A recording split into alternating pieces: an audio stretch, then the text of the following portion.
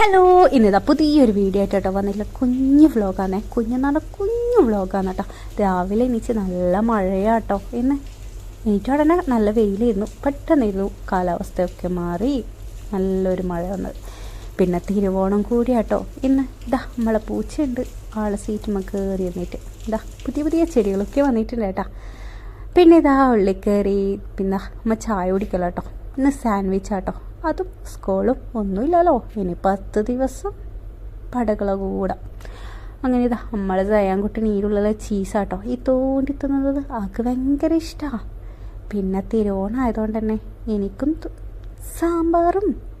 സാമ്പാറെന്നല്ല സദ്യ കഴിക്കാൻ പോതി. അതല്ല, ഇവരൊക്കെ ഇന്നലെ നമ്മളെ സിസ്റ്ററിൻ്റെ ഷോപ്പിൽ പോയിട്ട് അടിപൊളി സദ്യയൊക്കെ കഴിച്ചിട്ടുണ്ടായിരുന്നു. ഞാൻ മാത്രം കഴിച്ചിട്ടില്ല. അന്നേരം പിന്നെ ആ കട ഞാൻ തന്നെ ഉണ്ടാക്കി തീർക്കണ്ടേ.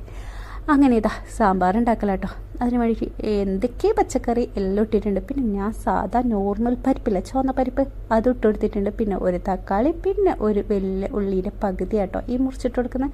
പിന്നെ പച്ചമുളക്, കറിവേപ്പില ഒക്കെ ഇട്ട് കൊടുത്തിട്ടുണ്ട്. ഞാനിവിടെ മുരിങ്ങക്കോല്, പഴം, പച്ചപ്പഴമില്ലേ അത്, ക്യാരറ്റ്, ഉരുളക്കിഴങ്ങ് അതൊക്കെ ആട്ടോ ഇട്ട് കൊടുത്തിട്ടുള്ളത് വെജിറ്റബിൾസ് ആയിട്ട്. പിന്നെ ഇതാ ഞാൻ സാമ്പാർ പൊടി ആട്ടോ ഇട്ട് കൊടുക്കുന്നത്.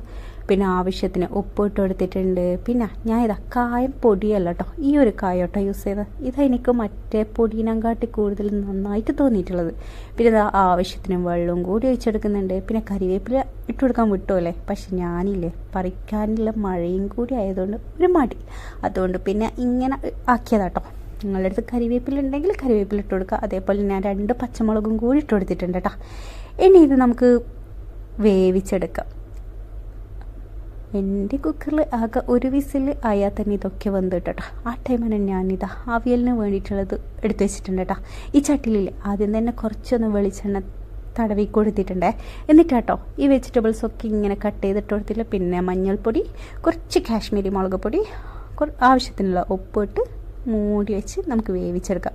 പക്ഷേ ഇല്ല, മൂടിയില്ലേ നമ്മളെ വാഴൻ്റെ ഇല വെച്ചിട്ട് മൂടാണെങ്കിൽ അതിൻ്റെ ആ സ്മെല്ലും കൂടി വരുമില്ലേ, ഈ അവിയലിന് വേറെ തന്നെ ഒരു ടേസ്റ്റ് ആട്ടോ. പിന്നെ ഇതാ കൂട്ടുകറിക്കുള്ളതും കൂടി ഞാൻ റെഡിയാക്കി വെച്ചിട്ടുണ്ട്.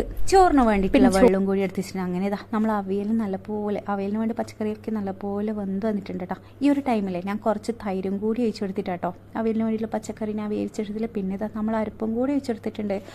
ഞാൻ അരപ്പിൽ ഇട്ടുകൊടുത്തിട്ടുള്ള തേങ്ങയും ജീരകവും പിന്നെ പച്ചമുളകും കേട്ടോ. അങ്ങനെ അതാ ആ അരപ്പ് റെഡി ആയിട്ടുണ്ട്.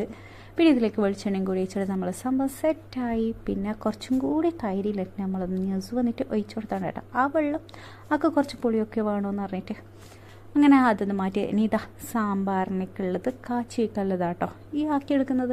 അതിന് പിന്നെ വലിയ ചട്ടി തന്നെ എടുത്തിട്ടാണ് കേട്ടോ ചെയ്യുന്നത്. അങ്ങനെ ആകുമ്പോൾ നമുക്ക് കുക്കർ ആവശ്യമുണ്ട്, അതുകൊണ്ട് കേട്ടോ. ഇതാ വെളിച്ചെണ്ണ ഒഴിച്ചെടുത്ത് അതിലേക്ക് കടുക്, ഉലുവ ഇട്ടൊന്ന് പൊട്ടി വരുന്ന ടൈമിൽ ജീരകവും കൂടി ഇട്ട് കൊടുത്തിട്ടുണ്ട് കേട്ടോ. പിന്നെ സാമ്പാർ പൊടിയും, പിന്നെ നമ്മളെ മുളകില്ലേ ഉണക്കമുളകും, പിന്നെ ഞാൻ കായ കേട്ടോ ഇട്ട് കൊടുത്തിട്ടുള്ളത്.